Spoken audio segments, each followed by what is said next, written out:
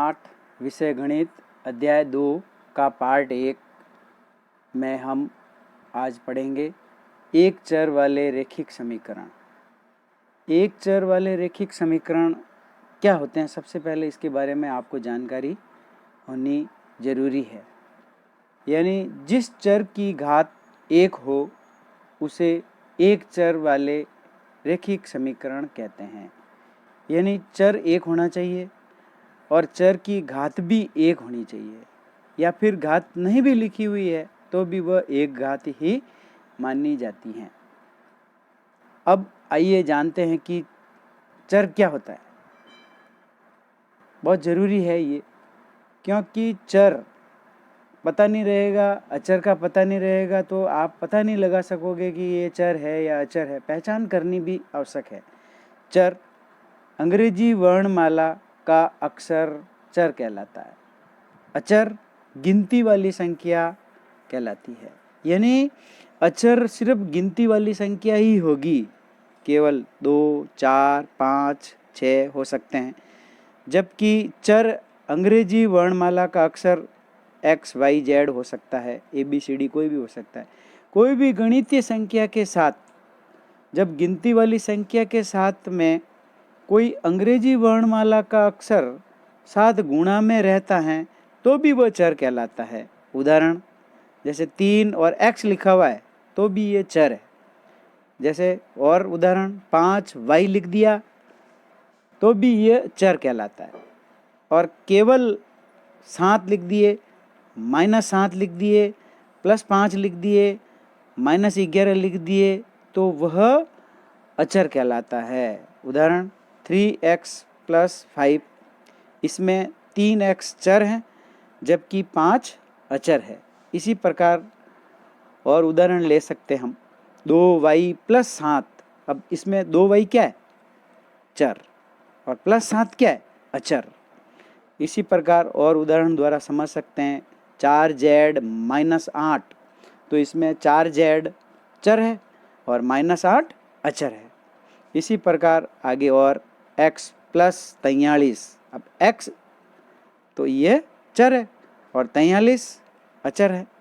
इसी प्रकार पिछली कक्षाओं में आपने अनेक बीजीय व्यंजकों और समीकरणों के बारे में जानकारी प्राप्त की थी। ऐसे व्यंजक जो हमने देखे हैं उनके कुछ उदाहरण हम नीचे लिख रहे हैं, उसको आप ध्यान से देखें।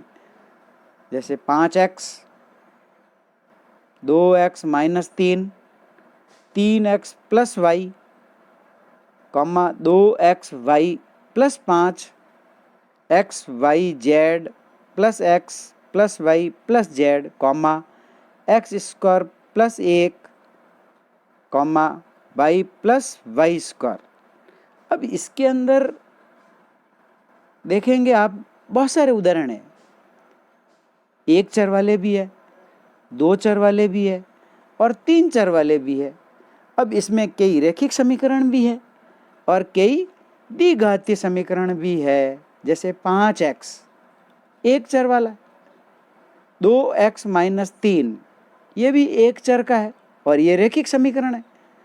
दूसरा 3x + y, अब इसमें चर कितने? 2, तो ये 2 चर वाला समीकरण हो गया है, लेकिन कैसा? रैखिक है। क्यों? क्योंकि इसमें चरों की घात 1 है, x की घात भी 1 है, y की घात भी 1 है।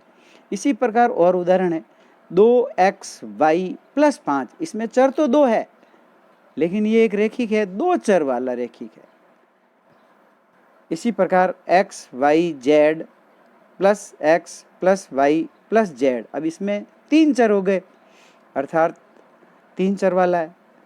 x² + 1 द्विघात है इसमें, क्योंकि x की घात 2 है तो ये द्विघाती कहलाता है। y + y², इसमें भी y² है इसीलिए 2 घात है, इसीलिए ये द्विघाती है। समीकरणों के कुछ उदाहरण 5x = 25, 2x - 3 = 9, 2y + 5/2 = 37/2, 6z + 10 = -2, ये समीकरणों के कुछ उदाहरण हैं। इस प्रकार इस उदाहरणों की सहायता से इस उदाहरणों से देखेंगे कि आपको याद होगा कि समीकरणों में सदैव समता बराबर का चिन्ह प्रयोग होता है, जो कि व्यंजकों में नहीं होता है। 2x - 3 = 7। अब इसके अंदर देखेंगे कि ये एक चर वाला रेखिक समीकरण है। 2x चर है, बराबर का निशान है, फिर 7 है। अब इसमें बराबर का निशान में समता लिखा हुआ है, कोई बात नहीं, 6 लिखा। तो फिर समीकरण है ये एक। 2x - 3 बराबर बायां पक्ष है, जबकि इसके अंदर बराबर के दूसरी साइड वाली संख्या बराबर 7 लिखी हुई है, इसीलिए ये दायां पक्ष कहलाता है।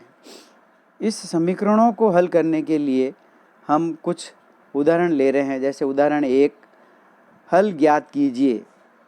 एक समीकरण है 2x - 3 = 7। ये सबसे पहले देखेंगे कि एक चर वाला है और रेखिक समीकरण है। इसकी पहचान सबसे पहले विद्यार्थियों को आनी चाहिए। सबसे पहले हम चरण 1 में -3 देखेंगे कि अचर है। दाएं पक्ष में पक्षांतर करेंगे इसका, तो नीचे वापस लिखेंगे ऐसे कैसे। 2x = 7 और -3 जब दूसरी तरफ चला जाता है तो +3 हो जाता है, तो +3 लिख देंगे।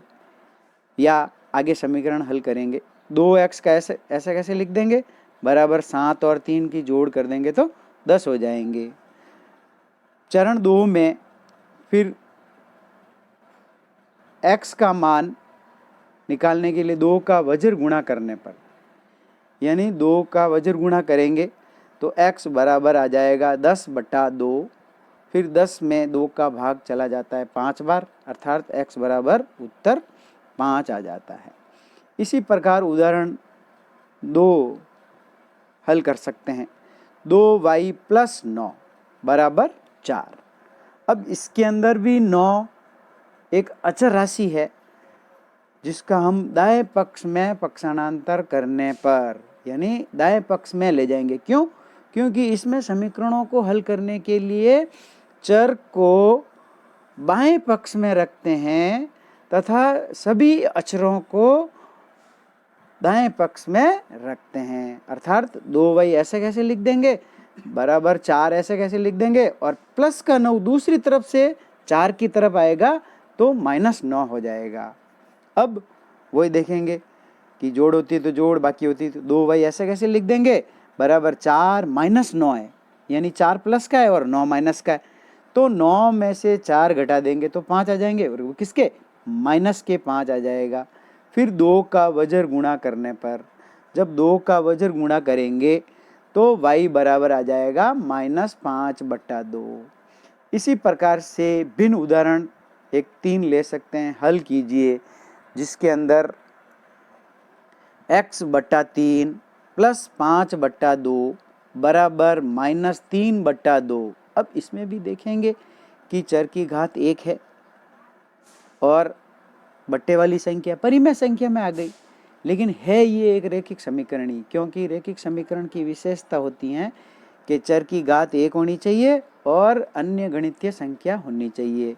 अब इसमें भी 5/2 को दाएं पक्ष में पक्षांतरण करने पर समीकरण आ जाएगा x/3। ऐसे कैसे लिखेंगे, बराबर -3/2 भी ऐसे कैसे लिखेंगे, और प्लस का 5/2 दूसरी तरफ है, इसीलिए इसको भी अचर की तरफ ले आएंगे तो ये भी -5/2 हो जाएगा।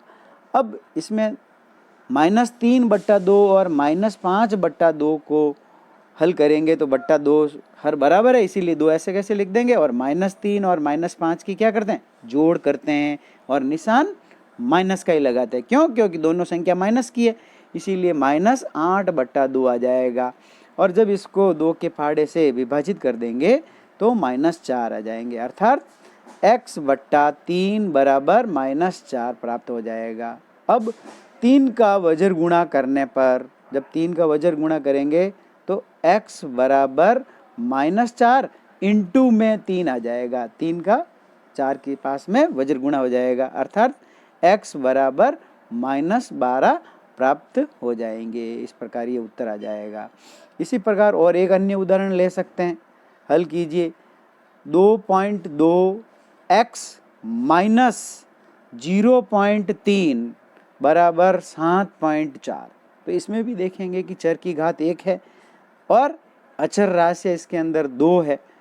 तो इसमें को भी हल करने के लिए 0.3 का दाईं ओर पक्षांतर करने पर, जब दाईं ओर इसका पक्षांतर करेंगे तो 2.2 x बराबर ऐसे कैसे लिख देंगे 7.4, और माइनस का 0.3 है, दूसरी तरफ जाएगा तो प्लस का 0.3 हो जाएगा। फिर 7.4 और 0.3 की जोड़ कर देंगे तो 7.7 आ जाएगा। अब 2.2 का वज्र गुणा करने पर भाग में चला जाएगा ये, x बराबर 7.7 बट्टा 2.2 बराबर दशमलव नीचे भी एक संख्या छोड़ के और ऊपर भी पीछे से एक संख्या छोड़ के दोनों दशमलव को कैंसिल कर देंगे तो आ जाएगा 77/2। अब ये देखेंगे कि ये 11 के पहाड़े से विभाजित हो रहा है, यानी 11 7 77, 7 आ गए, और नीचे भी 11 के पहाड़े से विभाजित हो रहे 22, 2 आ गए, तो अर्थात उत्तर आ गया 7/2।